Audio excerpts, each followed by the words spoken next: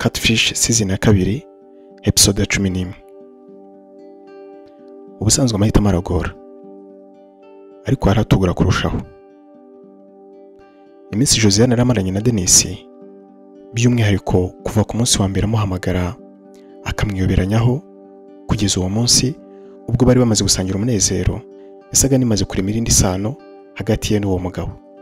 Kandi nanone yarazi neza ko nubwo byatinda amaherezo azafatwa agafungwa, ntabashe kwita ku mubyeyi we niwe wamwitayeho ubwo yarakibishoboye. Rero byabanje kumugora, maze Mutesi aramubwira ati, Josia, ndagukunda kandi sinifuza ko hari ikibi cyakubaho. Rwose mbabarira ushyire mu gaciro. Ubundi unyemerere ukora ibyo bagusabye, kuko ntabwo bigoye. Josiane rero amaze gutekereza kuri iyo myanzuro yombi, yabwiye umukobwa w'inshuti ati, Mute, Denis ndamukunda ku buryo ntashobora kumugambanira. Wari ukoze, ariko nanone nyihanganira kuko sinabishobora. Ubu sigaye mubona nk'umugabo wanjye nubwo turi guhigwa bukware. Rero hazagwa niho nanjye muzasanga umurambo wanjye. Tuzapfa rumwe nk'amazi n'ifu. Mutesi yakomeje kumwinginga, ariko uwo mukobwa amubwira ko adashobora gukora iryo kosa ryo kugambanira uwo akunda. Ahari koko yari yatangiye kumukunda. Ubwo ariko nubwo Denis akenshi telefone ye yabaga itari ku murongo, ariko hari igihe yanyuzagamo akayifungura, akaba yanajya kuri WhatsApp akareba ubutumwa bamwandikiye. Icyo gihe yagiyeho yasanze n'ubundi hari abamwandikiye, ariko abenshi nabamubazaga ibijyanye n'iby'ubujura, kandi byo yaramaze kubimenyera. Ariko yanasanze ubutumwa bw'umugore we. Umugore we yari yamwandikiye ubutumwa bugira buti, ubu butumwa ushobora kuzabona ari ku manywa, ariko njye mbwanditse nijoro. Nabuze ibitotsi bitewe n'uko ndi kugutekereza. Kare nasuwe n'umuntu turaganira, atuma nsubiza amazi inyuma mu gihe twari tutarabana. Ese uribuka uko byari bimeze mu gihe wigaga muri kaminuza, njye nkorera hafi y'aho wari utuye?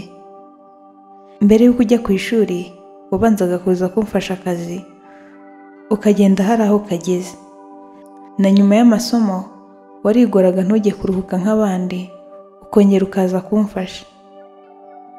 Nta gihembo wabaga unyitezeho, ahubwo nuko utifuzaga ko mvunika cyane. Deni, njye nawe mpamya ko twakundanaga, kuko aricyo cyatumye twembi twiyemeza kubana. Rero ubundi kwibaza uko byagenze ngo abantu babanye bakundana nyuma y'iminsi mike bihinduke. Wenda nabigizemo uruhare, kuko ntigeze numva ko urubyaro rutangwa n'Imana, kandi ko irutangira igihe ishakiye. Sinitaye ku byo wakoze byose ngo tubone akana, ahubwo nitaye kuri bike utakoze. Maze kubona ko nikunze cyane. Nanone Deni, hari ikintu gikomeye nifuza kukubwira, nubwo wenda nkikubwiye impitagihe. Deni, naguciye inyuma, kandi ndakwinginze umbabarire, kuko sinabikoze nabiteguye. Nzi ko bishobora kukugora, ariko rwose uca inkoni zamba, kuko nubwo nakoze ibyo bitigeze binyibagiza ko ari we mugabo wanjye nasanze nkunze. Ibyo bakuvugaho byose nubwo byambabaje, njye nababajwe kurushaho nuko dusa n'abaciye ukubiri. Ndakwinginze ntuzatume urukundo twakundanye rusenyuka burundu. Uzankundire twiyunge, tubone nuko dusa n'ahasenyutse. Ndagukunda kandi ndagukumbuye cyane. ubwo butumwa bwamwibukije ko urukundo bakundanye, ariko rukaza gusa n'urukonja rugeze aho rwagakwiriye gukurira. Ubwo ariko hagati aho Shema yifuzaga ko we na Mutesi bafasha Josiane kuva mu byo yari arimo. Icyo gihe Shema yari yasanze uwo mukobwa ku kazi, kuko yari umucuruzi, ubundi amusaba ko bari bityo bafasha uwo mukobwa. Mutesi rero yaramubwiye ati, kare nahoze nganira nawe, mubwira ko hari uburyo nabonye bwamufasha kuva mu kibazo arimo, ariko antera utwatsi. Bwari ubuhe buryo? Kubera ko Mutesi yarazi ko uwo musore akunda Josiane cyane, akumva nta kibi yamwifuriza, yamubwije ukuri ntacyo amuhishe. yaramubwiye ati umukoresha wa Josiane arifuza ko yakwitandukanya na Denis ubundi akabarangira ahari, bamara kumufata Josiane ntakurikiranwe kandi agahabwa n'ishimwe rya $30,000,000. Ariko yabyanze rwose. Ubwo se yabyanze agamije iki koko? Cyangwa hari yaketse ko uwo mugabo ashaka kubafata gusa wenda ayo mafaranga ntabiyayabaha? Ahari wenda nibyo yaketse. Mute, reka ngerageze mfashe Josiane. Wowe umuzi ni umugabo tumaze tugirana amasezerano ko Josiane azabarwa icyo cyaha kandi ayo mafaranga akayahabwa. Uwo mugabo yansigiye nimero, ndaje muhamagare numva icyo abivugaho. ubwo kandi kuko Denis na Josiane bifuzaga kumarana irungu ngo bariwe ko n'umunsi wakwira, bakomezaga kuganira. Denis yaje kubwira Josiane ko yifuza ko yamukomereza ya nkuru y'urukundo rwe na Shema, maze Josiane amubaza aho yari yagarukiye, undi amubwira ko yagarukiye aho yari ari mu bitaro, maze Shema akaba aruza kumurwaza. Josiane rero yamukomereje iyo nkuru agira ati icyo gihe namaze iminsi irenga ukwezi mu bitaro, ariko niwe wari undwaje, yananirwa hakaza bashiki be bakamusimbura. Amafaranga y'ibitaro niwe wayishyuraga, ndetse n'ikindi kintu cyose nakeneraga niwe wampaga amafaranga yo kukigura. Bashiki be bankoreraga isuku wakamesera. Yakundaga kumbwira inkuru zitandukanye simenye igihe bwiriye, ndetse bikanyibagiza n'imisonga naterwaga n'ibyo bikomere. Maze koroherwa, ababyeyi be bansabye kuba ngiyeyo bakamfasha gutora agatege. Icyo gihe banyitayeho mu buryo ntashobora no kubona uko nkubwira. Bamfata nk'umwana wabo, ariko nanone bakanamfata nk'umukunzi w'umuhungu wabo. Nyamara njye nawe twari tutarabwirana ko dukundana. Ariko icyo gihe njye nari nsigaye mukunda, nsigaye mbona ko ari we nkwiye kwegurira umutima wanjye, kuko yari yarangaragarije ko ankunda cyane. Nahoraga ntegereje ko ambwira ko ankunda, ubundi nanjye nkabona aho mpera mubwira uko merewe kubera we. Mu by'ukuri naramukundaga. Yaba yagiye mu kazi nkasigara mbara amasaha asigaye ngaza ubundi twongere twiganirire. Yakundaga kuza azaniye utuntu two kurya kuko batarakibitaho. Numvaga nakwigumira muri urwo rugo, ariko nabwo ntibyari gukunda. Muri iyo minsi ubwo n'ubundi nateganyaga kubasezeraho, umubyeyi wanjye nawe yararwaye kandi nta wundi muntu wo kumurwaza wari uhari. Icyo gihe rero nijye wagombaga kujya kumwitaho. Ku mugoroba ubanziriza umunsi nagiriyeyo, ubwo twari turi ku meza tumaze gusangira amafunguro n'abagize umuryango we, nabashimiye ko bamfashije cyane. By'umwihariko mbabwira ko ntabona uko nshimira Shema, kuko ari we wari waranatumye abo bose banyitaho. Nabo baranshimiye, bambwira ko bababajwe n'uko ngiye, ngo kuko nari maze kuba nk'umwana wabo, kandi basaba ko no mu gihe nzaba ngarutse i Kigali nazajya ngerageza kubasura.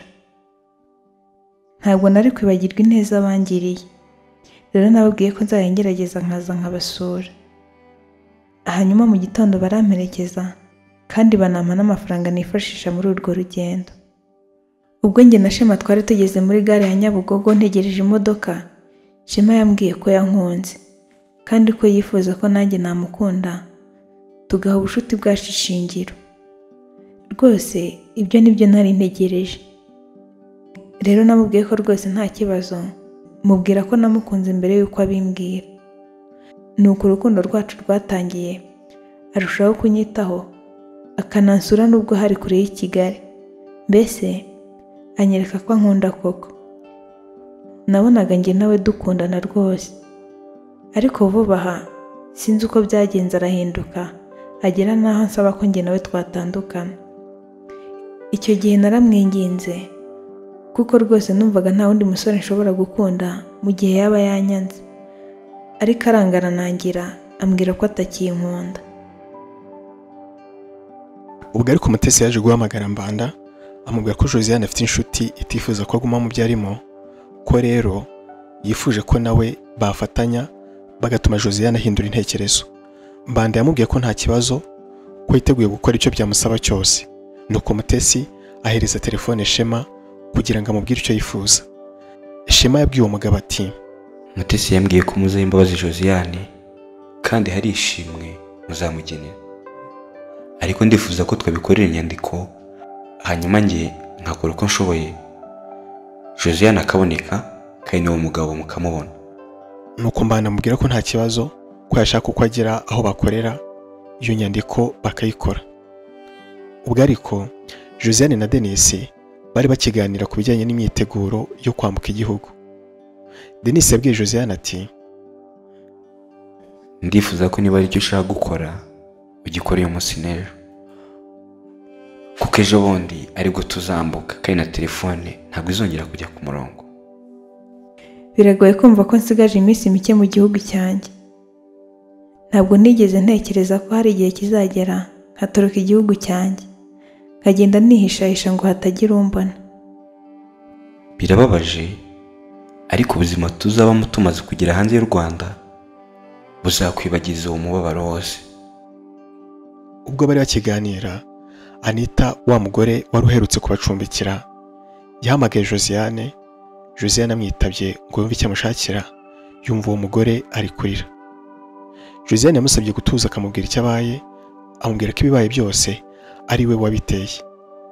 Bose bahise bikanga kuko bumvaga ko hashobora kuba hari ikintu kibi kibaye. None se ni igiki?